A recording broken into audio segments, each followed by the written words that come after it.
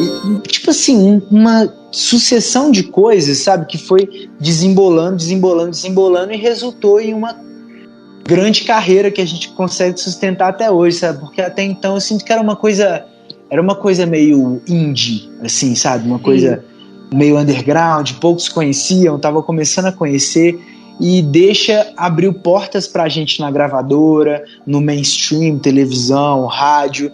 E a partir disso a gente descobriu também que a gente poderia ser mainstream, que a gente poderia ser grandão. Este é o podcast Rádio Disney. Acordo, mas pode ser sem pressa. Lá fora o dia começa cedo e nós não temos nada a perder. Formada em 2014, Lagoon é uma banda mineira que, além de boas energias, gosta de compartilhar com fãs músicas e clipes feitos para divertir, produções feitas com muito amor e de forma descontraída. Sem se rotular como um grupo de determinado gênero, Lagoon pretende atingir diferentes públicos, do rap ao rock, do samba ao pop, sempre com mensagens positivas para espalhar. Então vamos saber um pouquinho mais sobre essa banda que promete ser uma das grandes bandas nacionais nos próximos anos. Queria te agradecer primeiro por bater esse papo aqui com a Rádio Disney, por receber a Rádio Disney aí na sua casa. Eu que agradeço pelo convite, valeu demais.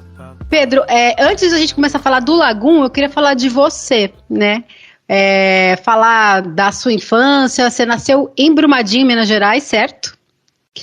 E eu queria que você contasse um pouco da sua infância aí no interior de Minas, como é que foi? A gente sempre imagina, né, Minas, família reunida, muita comida boa, cafezinho da tarde e tal, pão de queijo. É isso que a gente imagina. E a sua infância foi assim? Como é que era aí na sua família? Na verdade, eu nasci em Belo Horizonte, né? Hoje eu moro em Brumadinho, mas não foi muito bem assim não, a minha infância. Não, a minha infância eu morei num bairro chamado Santa Teresa, que é um bairro que é aqui na cidade mesmo, né, em BH, e é um bairro mais afastado, assim, do centrão e tal, da confusão, é um bairro bem calmo, e eu tenho poucas memórias, assim, dessa parte da minha infância. Depois que eu me mudei para Brumadinho, quando eu tinha uns 8 anos, e aí eu fui morar ali mais distante da cidade, e eu tenho uma avó que morava aqui perto desse bairro que eu nasci, e aí rolava essa vibe assim, do cafezinho, do pão de queijo.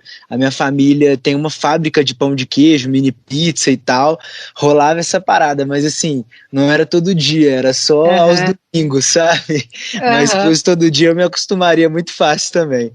Mas assim, tem essa parte tradicionalíssima mineira da minha família, que é a parte de pai, e tem a parte de mãe, que é o lado mais criativo, maluco, que também fez muita parte da minha infância. Quando eu tinha uns 4 anos, assim, o meu pai faleceu, e eu passei muito tempo com essa minha avó materna, na casa dela, e enquanto minha mãe trabalhava, fiz muitas tarefas assim com ela que me levava para praticar esporte, ela que me levava para aula muitas vezes. Então eu tive um contato com essa avó que me abriu muito assim para o mundo das artes, sabe? E assim, ela cantava em igreja, e a casa dela era toda ainda, né, toda de decorações aleatórias, assim, tipo, quebrou uma saboneteira no banheiro, ela dava um jeito de fazer um quadro com isso, sabe? Então é uma avó bem maluca, assim, que me abriu para esse universo criativo. Tem um tio também, por parte de mãe, que ele era animador de festa de criança, então criatividade e humor sempre tiveram muito presentes no meu cotidiano, assim, desde muito novinho. Sim. E foi isso. E a música, então, veio dessa parte mais da família da sua mãe, né? Com a sua avó cantava, tinha mais alguém que tocava, sua família era uma família musical? A minha mãe toca violão, a minha avó canta, mas assim, eu não tive muito contato musical, sabe? Não era aquela família que ficava se reunindo para fazer um som, para compartilhar músicas e tal. E aí, voltando para parte paterna da família, casado com a minha tia Márcia, que era uma irmã do meu pai, tinha o meu tio Vlad, e o tio Vlad, ele trabalhava numa rádio. E ele sempre trazia músicas assim, né, que tocavam na rádio, entrevistas que eles recebiam na rádio, que é a Rádio Inconfidência, que é uma rádio aqui de BH, assim, uma rádio pequenininha, muito BH raiz, sabe? Sim. E com esse negócio da rádio, eu acho que ele também tinha um lance criativo muito legal, que ele mexia com edição de áudio, edição de vídeo, e aí ele estava sempre colocando a gente como personagens, assim, ele criava roteiros e a gente criava junto personagens que ele dublava a nossa voz, a gente criava histórias, e ele filmava todos os primos e editava como se fossem filminhos, assim, sabe, de 5 minutos e soltava no YouTube. Então tem esse lado criativo também na parte paterna da família, só que ele não é da família, mas nessa parte sim. E aí a primeira música que eu compus na minha vida foi com esse meu tio Vlad, que era uma música que a gente compôs pro meu irmão mais novo. E aí eu compus a minha primeira música aos 7, 8 anos, sei lá. E, não, mentira, 9, já tava um pouquinho mais velho, já tocava violão e tal. E aí foi isso, fazendo aulas de violão também com um tio meu, por parte de pai. Ele ia lá em casa, era o tio Geraldo. Inclusive o tio Geraldo colou, ele foi na abertura do nosso disco aqui em Belo Horizonte, um show para quase 5 mil pessoas, e ele foi o cara que me ensinou meus primeiros acordes, assim, ele já tá velhinho hoje, e ele colou lá no show. Nossa, muito doido isso, me veio aqui na cabeça agora, muito legal como as pessoas primeiras que incentivam as coisas, elas olham para aquilo e nem se ligam que foram elas que deram esse primeiro start na nossa vida, né? Mas sim, acho que a minha família teve muito presente e influenciou muito para minha formação como artista, mesmo que indiretamente, sabe? Sim. Sim, é engraçado você falar essa coisa que eles não têm ideia da importância que eles têm na sua vida, né, artística, né, fez parte da sua formação, e é muito legal lembrar disso, né, resgatar essas coisas. Sim, total. E agora falando de composição, né, você já falou aí da sua primeira composição, como é que rola o processo de composição na banda? Todo mundo opina sobre as composições? Cara, composição eu sou muito aberto a qualquer pessoa, mesmo que não seja da banda, opinar. Eu tô sempre pedindo opinião pra minha mãe, pro meu irmão, pros meus amigos, pra equipe da banda, porque eu gosto muito de agradar todo mundo, saca? Gosto muito de, assim, de fãs de sertanejo a fãs de punk rock gostarem de um samba, sabe? Eu vou compor um samba, eu quero que todo mundo goste dessa parada. Então, eu faço questão de dividir todos os processos, de prestar atenção na reação de todo mundo. E com a banda, as músicas surgem de maneiras muito aleatórias. Tem coisas que eu faço sozinho e trago pro pessoal, tem coisas que a gente faz em conjunto, todo mundo tocando ao mesmo tempo. Então, não tem muito um processo assim, mas falando de um processo pessoal, o meu processo como compositor é sempre eu gosto de começar pela base, sabe? Eu vou ouvindo uma base assim, de instrumental, e a partir dessa base eu vou criando melodias, imagino um tema, e aí vou costurando a coisa a partir disso. Se a banda estiver presente, a banda faz parte do processo, senão eu faço sozinho mesmo, e é isso, não tem muito mistério não. Então, agora eu queria que você contasse pra gente como é que foi o começo do Lagum, como é que vocês se conheceram, como é que vocês se reuniram?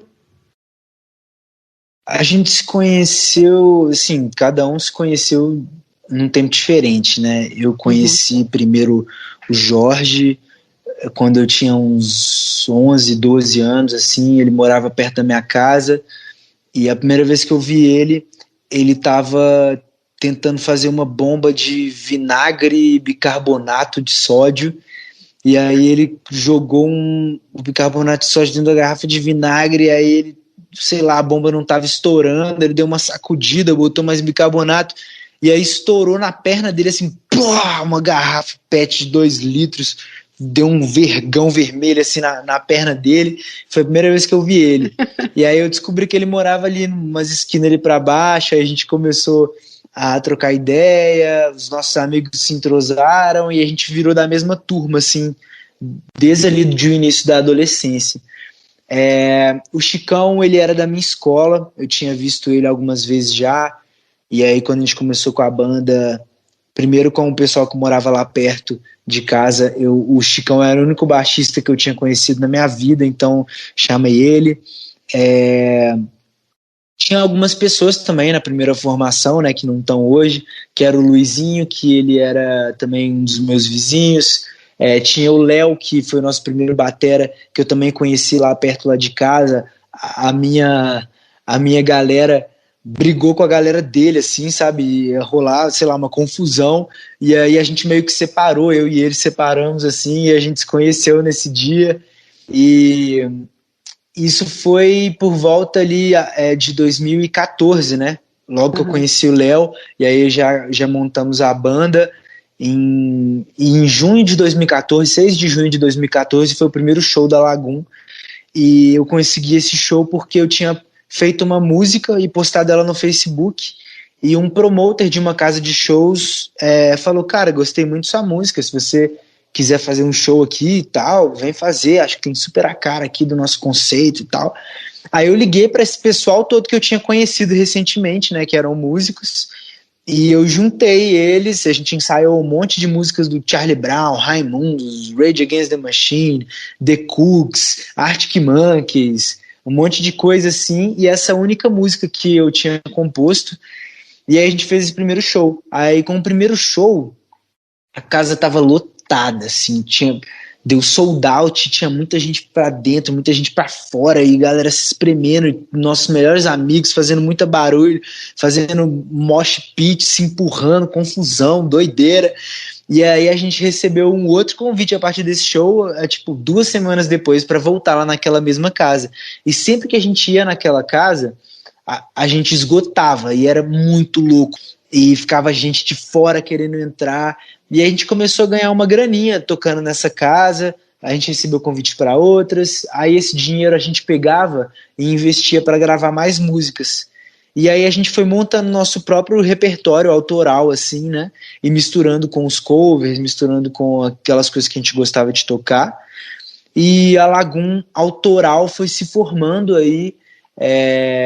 Em 2015 a gente gravou, um ano depois, né, do nosso início, a gente gravou a nossa primeira música em estúdio de verdade, que foi lá no Midas Music, em São Paulo, onde a gente conheceu o Vitor Clay lá, jovem Vitor Clay também, a gente novinho lá, eu tinha, sei lá, 18 anos. E aí com essa música que a gente gravou lá, a gente ganhou um concurso para tocar numa rádio em BH. E aí foi assim, uma coisa levava a outra, sabe? Fechava um show, ganhava um dinheiro, gravava uma música, a música ganhava um prêmio, o prêmio ganhava não sei o que conhecia não sei aonde, que levava para outra cidade. Aí quando foi ver, a coisa tava andando, entendeu? E desde 2014 estamos aí. E exato. O nome Lagoon, como que surgiu? O nome Lagoon tem a ver com esse local onde a gente se encontrava, né? Lá perto de casa, que é uma lagoa. E todo mundo se encontrava ali para dar rolê, todo mundo que morava perto. O nosso grupo de amigos chama Lagoa de Quebrada. E que a gente fala, vamos ficar lá de quebrada na lagoa, lá sentado, vendo o pôr do sol, sei lá, sentado na grama. E era isso que a gente fazia. Então, quando fomos criar a banda, a gente resolveu homenagear esse lugar. E é verdade que o primeiro disco de vocês, desse que você falou que vocês gravaram, Seja o que eu quiser, vocês mesmo que saíam distribuindo pela cidade, fazendo a divulgação? A gente imprimia várias cópias assim, e aí como a gente já estava com uma agenda legal no circuito local assim de Belo Horizonte, a gente isolava CD assim a rodo na mão de todo mundo, e chegou um ponto que todos os jovens da região centro-sul de BH tinham o nosso disco no carro, né? A galera tava começando a fazer faculdade ali, já ia pra faculdade de carro, aquela coisa, ou então, sei lá, voltava do trabalho, aí na rádio tinha aquela Hora do Brasil, né? Que era aquelas coisas de notícia Brasília, e tal. Em Brasília, 19 horas. Exatamente. Aí os jovens de Belo Horizonte iam lá e plau, botavam um CD no rádio, né? De certa forma, a Voz do Brasil ajudou vocês, né? Com certeza. Obrigado, Voz do Brasil. Ô Pedro, e agora eu queria falar da música Deixa, com a Ana Gabriela. Você acha que essa música foi um ponto de virada na carreira de vocês? Com certeza, eu consigo enxergar vários pontos de virada na nossa carreira e Deixa...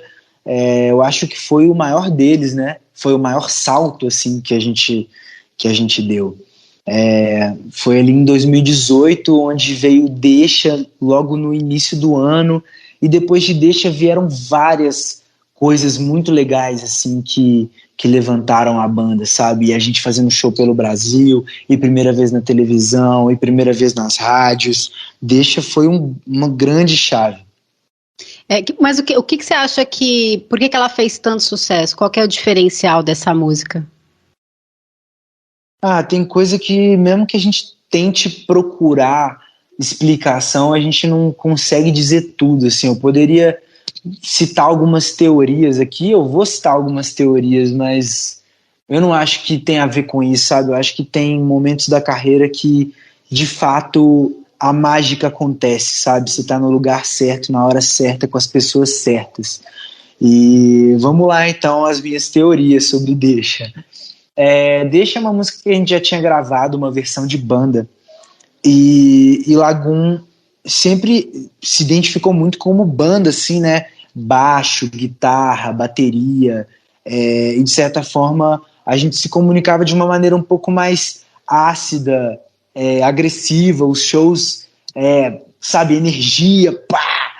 E aí a gente resolveu fazer uma versão de Deixa com a Ana Gabriela. A Ana Gabriela tem uma voz super doce, e eu também, até então, não sabia que eu tinha uma voz doce, uma voz acolhedora e tal, e a gente fez a música alguns tons abaixo, assim, ela mais grave, mais calminha e tal.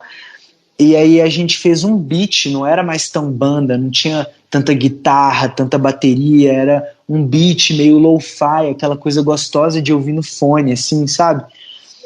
E era o auge, assim, né, do início das plataformas de stream, Spotify, Deezer, várias paradas, assim, surgindo. E isso é música isso são plataformas que você ouve no seu próprio fone, né? Até então eu ouvia muita rádio no som do carro e barulho de trânsito, então eu botava coisas altas assim, sei lá.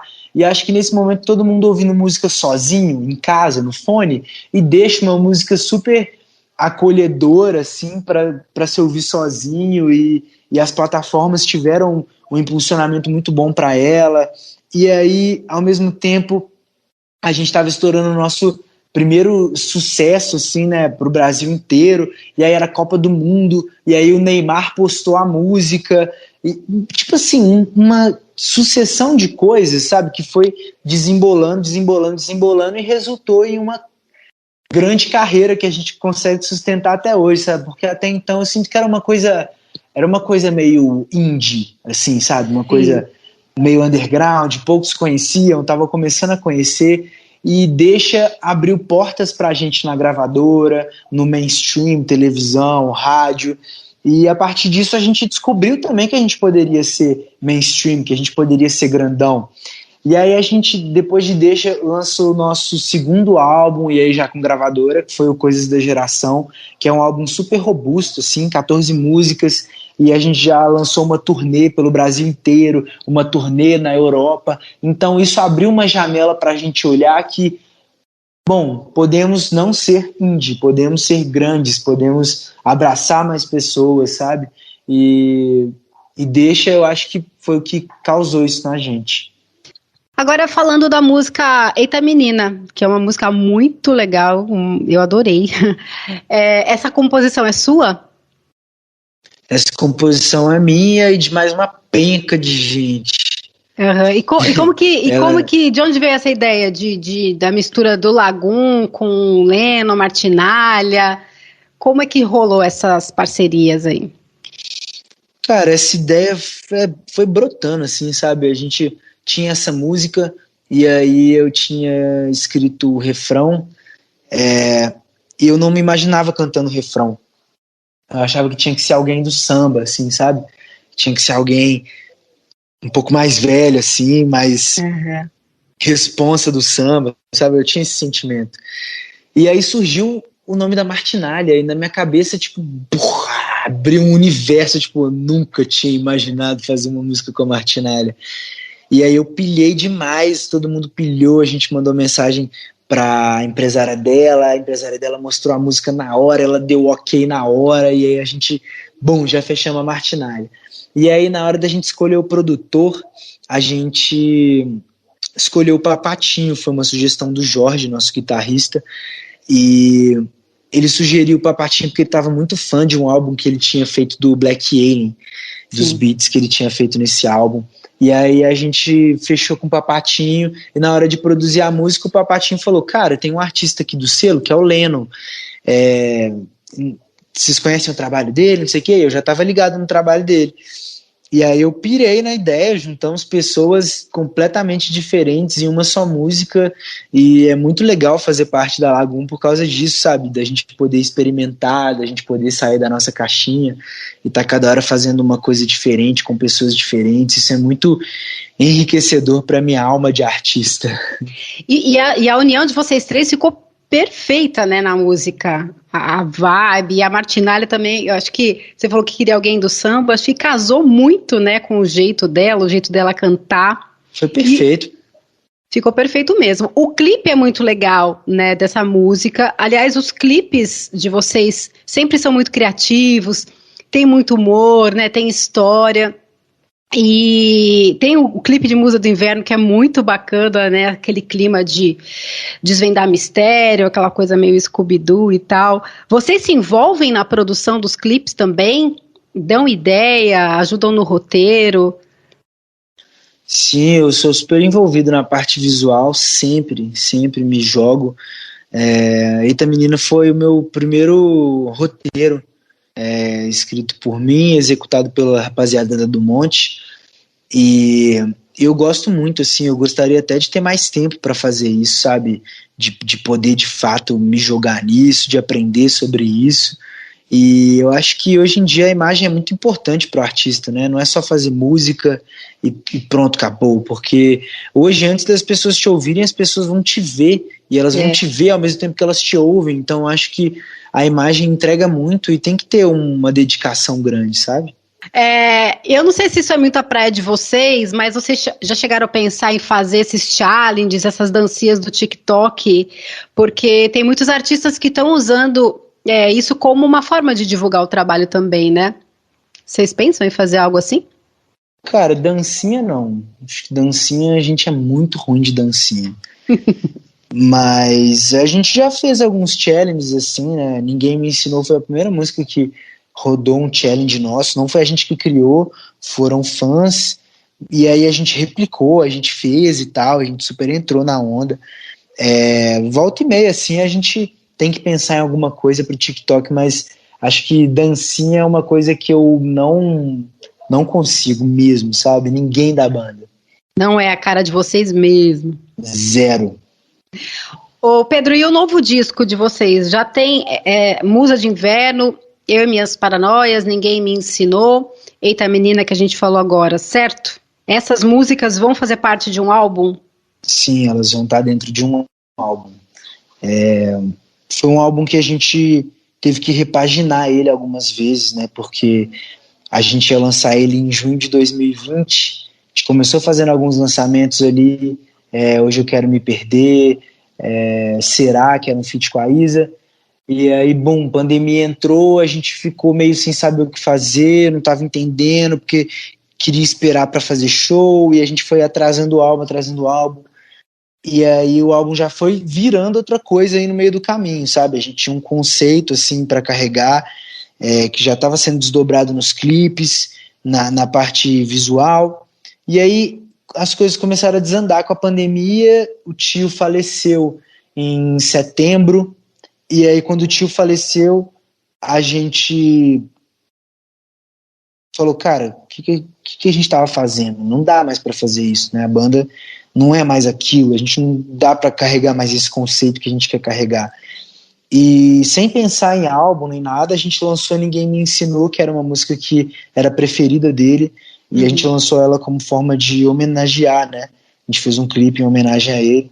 E aí depois que a gente lançou Ninguém Me Ensinou, algumas portas se abriram pra gente, assim, né? Digo, portas de pensamento, sabe? A gente percebeu algumas coisas e decidimos, de fato, repaginar esse álbum todo. E a gente trabalhou, colocou mais músicas dentro dele, músicas que o tio tinha gravado recentemente, sabe, mas que não estavam produzidas ainda.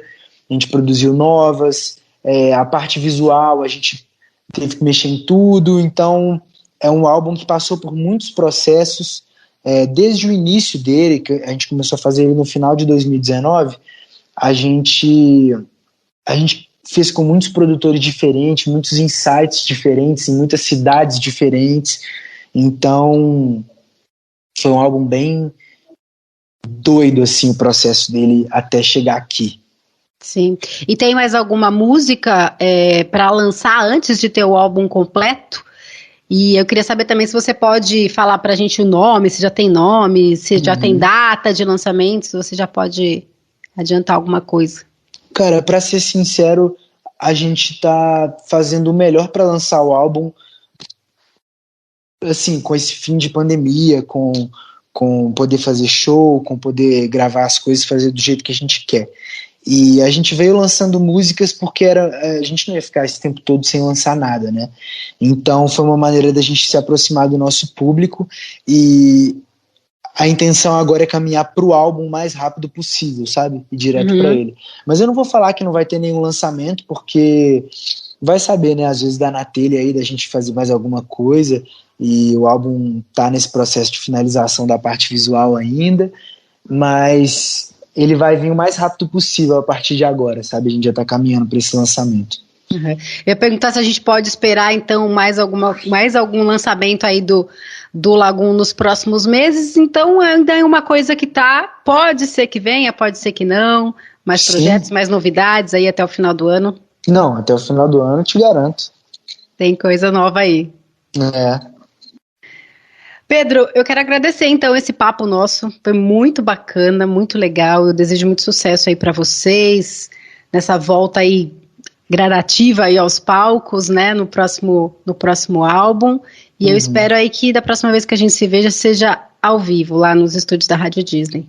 Valeu demais, com certeza aí, muito obrigado a todo mundo da Rádio Disney aí pelo espaço, pela troca, muito maneiro trocar essa ideia. Tamo juntasso, valeu geral que tá ouvindo. Beijo na testa. Hoje eu quero me perder. Hoje eu quero me perder em você. Este é o podcast Rádio Disney.